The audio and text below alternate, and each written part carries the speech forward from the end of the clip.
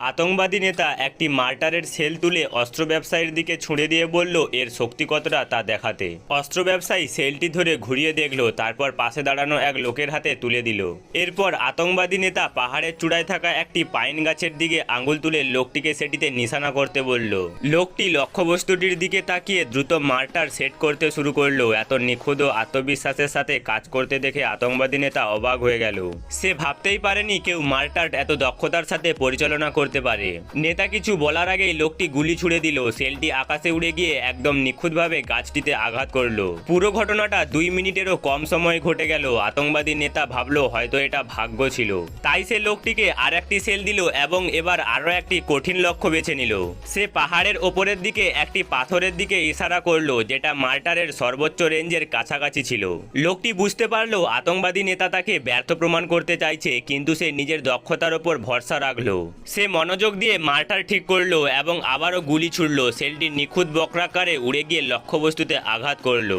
এবার আতঙ্কবাদী নেতা সত্যি হতবাক হয়ে গেল। সে কল্পনাও করেনি লোকটি এতটা দক্ষ হতে পারে। অস্ত্র ব্যবসায়ী তখন জানালো লোকটি এক সময় আর্টিলারি ইউনিটের সেরা মার্টেন অপারেটর ছিলেন। সে যখন গুলি ছুড়তো তখন মনে হতো যেন সেলগুলোর নিজের চোখ আছে। তবুও আতঙ্কবাদী নেতা পুরোপুরি সন্তুষ্ট হলো না। সে সিদ্ধান্ত নিল লোকটি আবারও কঠিন পরীক্ষা দেবে। তারপর লোকটিকে তার পেছনের চিহ্ন দেওয়া একটি বৃত্তের সেল ছুটতে বলল। সে বলল যদি লোকটি সফল হয় তাহলে সে তাদের সব অস্ত্র কিনে নেবে। লোকটি সঙ্গে সঙ্গেই রাজি হয়ে গেল। এত বড় চুক্তি মানে তার জন্য বিশাল কমিশন। কিন্তু আতঙ্কবাদী নেতাদের লোকজন ভয় পেয়ে গেল। লক্ষ্যবস্তুটি এতটি কাছাকাছি ছিল যে সামান্য ভুলেও তাদের নেতা মারা যেতে পারে। তারা দ্রুত লোকটির দিকে বন্দুক ত্যাগ করলো যাতে তাকে থামানো যায়, কিন্তু লোকটি তাদের উপেক্ষা করে শান্তভাবে মার্টার সেট করতে থাকলো। কেউ কিছু করার আগেই সে গুলি ছুঁড়ে দিল। সেলটি ঠিক নেতার দাঁড়িয়ে থাকা জায়গায় গিয়ে পড়লো এবং ঘন ধোঁয়ায় পুরো এলাকা ঢেকে গেল। ধোঁয়া সরে গেলে দেখা গেল নেতা সম্পূর্ণভাবে সুস্থভাবে দাঁড়িয়ে আছে। আসলে লোকটি আসল বিস্ফোরক সেলের বদলে স্মোক সেল ব্যবহার করেছিল, যাতে কাউকে আঘাত না করেও নিজের দক্ষতা প্রমাণ করতে পারে।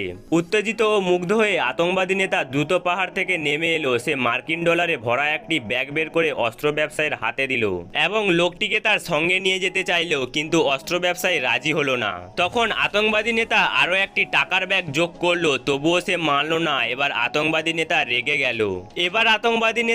গেল। সে হুমকি দিয়ে বলল লোকটিকে না দিলে তারা একটা টাকাও পাবে না। সঙ্গে সঙ্গে তার লোকজন অস্ত্র ব্যবসায়ীর দিকে বন্দুক তাক করলো। পরিস্থিতির গুরুত্ব বুঝতে পেরে শেষ পর্যন্ত অস্ত্র ব্যবসায়ী হার মেনে নিল। সে টাকা নিয়ে লোকটিকে আতঙ্কবাদী নেতার হাতে তুলে দিল।